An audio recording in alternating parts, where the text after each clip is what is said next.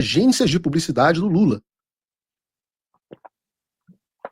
E eu quero aproveitar que nós terminamos a última pauta falando sobre governantes malignos para falar Lula, porque esse de fato é um governante maligno. Leiam comigo essa matéria que está disponível no site do Paulo Figueiredo Show. Governo Lula destina quase 80% da verba de publicidade a apenas 5 agências. Em 2024, esse total de empresas privadas concentraram 78% dos 966 milhões de reais destinados a campanhas públicas. Ao todo, 5 agências de publicidade concentraram a maior parte da verba do governo Luiz Inácio Lula da Silva em 2024, com um montante de 755 milhões.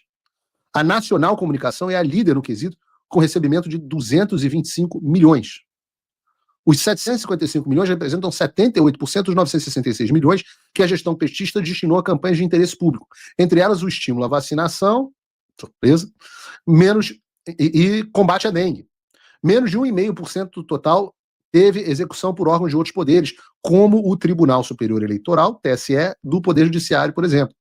Depois da Nacional Comunicação ficam as agências Calha, com 180 milhões, Nova, com 177 milhões, Propeg, com 111 milhões, e Debrito, com 62 milhões. Bom, que o governo federal tem um orçamento gigantesco para publicidade, todo mundo sabe. Isso não é restrito ao governo Lula, não. O governo Bolsonaro mesmo teve, em 2022, mais de 800 milhões de reais disponível para essa finalidade. Agora, muda muito a forma. Primeiro, vocês devem lembrar qual foi o primeiro grande escândalo do governo Lula. O primeiro grande escândalo do governo Lula não foi a Lava Jato, não foi o Petrolão, foi o Mensalão.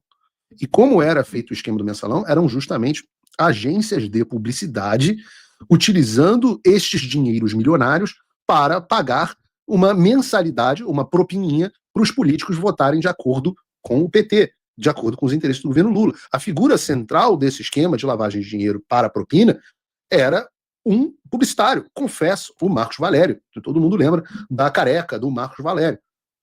Então, esse é um capítulo, né? Agora, quem já trabalhou com o Poder Executivo no Brasil sabe muito bem que despesas com publicidade são desvio de corrupção gigantes, não só pro Lula, mas em outros gabinetes. E por isso que chama a atenção o fato da Nacional Comunicação, a agência que mais recebeu dinheiro para fazer publicidade para o governo federal, ter como sócio o senhor Juliano Corbellini, que é amigo do deputado federal Paulo Pimenta, que justamente é o ex-ministro da Secretaria de Comunicação do governo Lula. E vocês querem ver a melhor coincidência de toda a história? A Nacional Comunicação existe desde 1992, ou seja, está no mercado há 33 anos. O Juliano Corbellini, esse amigo do Paulo Pimenta, no entanto, entrou como sócio somente em 2023, o ano do início do governo Lula e também quando Paulo Pimenta assumiu a SECOM. E aí, quando você pega o gráfico para ver as diferentes empresas que receberam para a execução da campanha publicitária desde 2019, você vê o crescimento gigantesco da Nacional Comunicação em 2023. Ou seja, no mesmo ano que o Paulo Pimenta vira ministro da SECOM, um amigo dele vira sócio de uma agência que passa a receber uma bolada do governo federal muito maior do que já recebia antes. O Brasil é um país de muita coincidência, né? É uma coisa impressionante. É decisão de passaporte que vem junto, é agência do amigo que vira sócio e começa a receber muito dinheiro, né? E eu vou dizer que necessariamente significa que alguma coisa de corrupção ocorreu? Não. Mas eu deixo para vocês nos comentários dizerem se vocês acreditam em coincidência ou não. O fato é que nós sabemos que o Lula gasta muito dinheiro em publicidade. Estamos falando aí de quase um bilhão de reais. Agora ele disse que anunciou que vai gastar mais 3,5 bilhões em publicidade para tentar levantar a sua publicidade. Só que tem um problema. Quanto mais o Lula publicizar o seu trabalho, mais odiado ele passa a ser. E eu tenho trazido uma infinidade de pesquisas que mostram isso. A cada dia que passa, o Lula se torna mais impopular. E parece que o poço em que ele se enfiou não tem mais fundo. E é por isso que eu digo, deixa o homem trabalhar. Hashtag fica Lula. Fica Lula. Acho que foi a campanha dele, né? Que era deixa o homem trabalhar. Deixa o homem trabalhar, fica Lula. Nós precisamos de você. Olha, eu vou trazer mais algumas pesquisas para vocês. Vejam, por exemplo, a pesquisa do Ipsos IPEC. Nós temos o seguinte cenário.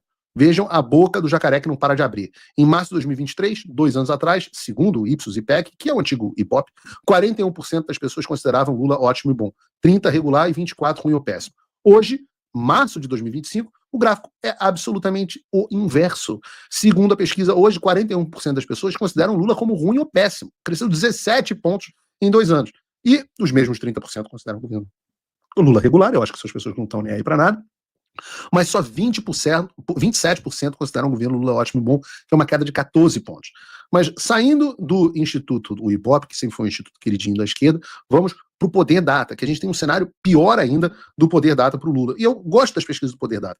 53% das pessoas, segundo o Poder Data, desaprovam o governo do Lula, enquanto 41% apoiam. É uma diferença de 12 pontos, 6 vezes maior que a margem de erro. Quando a gente vai por região, a coisa também fica ruim, de mal a pior para o cachaceiro. A única região que o Lula não tem uma reprovação maior do que a aprovação é o Nordeste, segundo o Poder 360. Data Poder, na verdade, que é deles, né? E mesmo assim, está 50% cravado. O que leva ele, considerando a margem de erro, a um empate técnico entre aprovação e reprovação. Por religião, e eu gosto de fazer essa comparação, já fiz várias vezes, é aí que se coloca o último prego no caixão da vida política no Lula.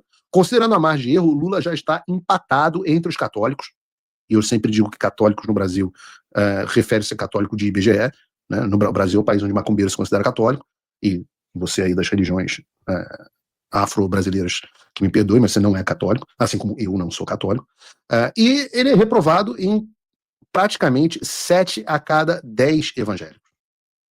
Então vejam, o Lula é rejeitado pelo povo em todas as regiões do país. O povo evangélico rejeita ele em números historicamente altos, e entre os católicos, o apoio também vem diminuindo.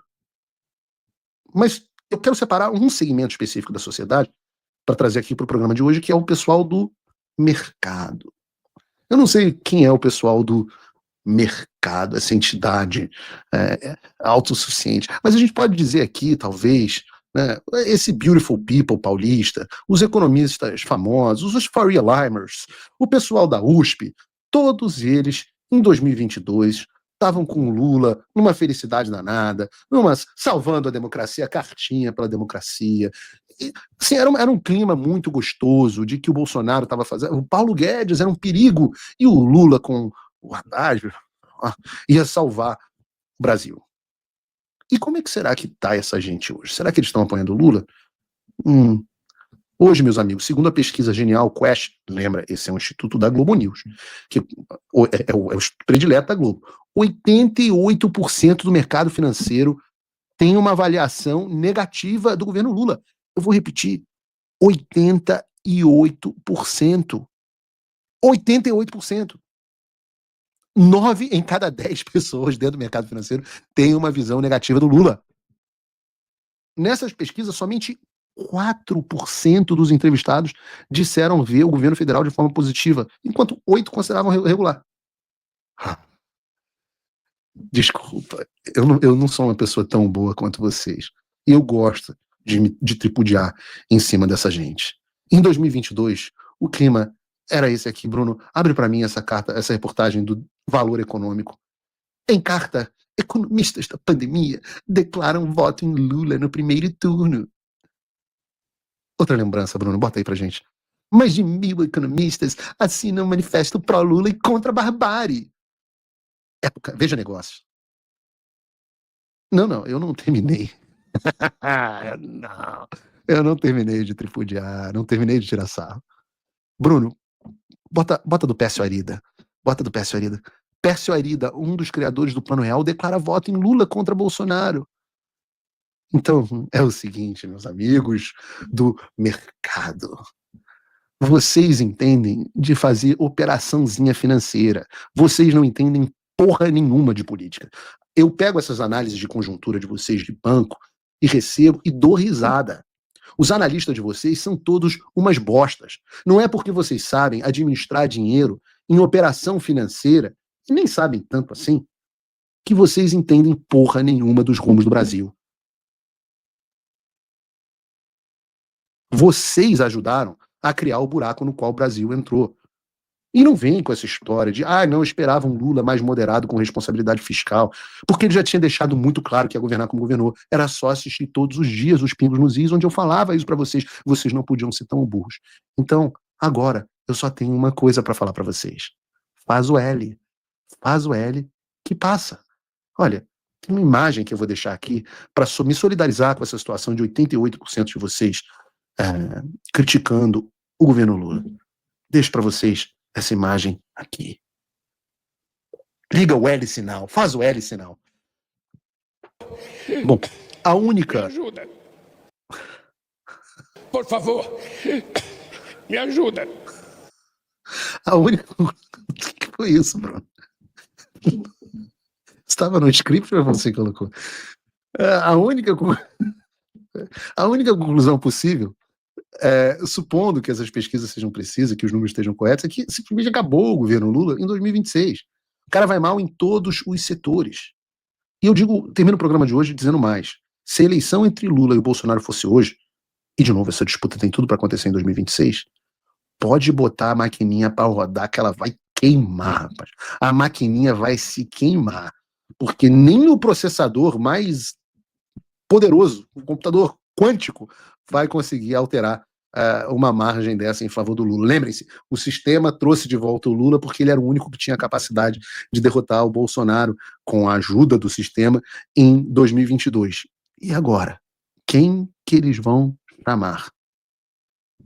Qual é o plano de vocês? A onda mundial acabou, Joe Biden se foi, Estados Unidos em cima, à beira de sancionar o Brasil, os europeus botando o galho dentro. E aí? Quem que vocês vão chamar para impedir o nosso movimento no Brasil? Vocês acham mesmo que vocês vão ganhar?